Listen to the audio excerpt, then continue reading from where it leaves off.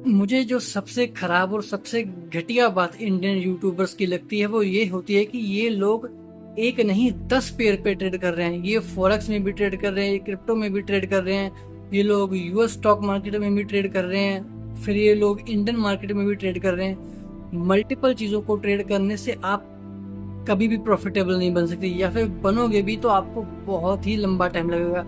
Multiple multiple pairs को trade करने से आपकी साइकोलॉजी जो है वो ज़्यादा स्ट्रॉन्ग नहीं हो पाती है।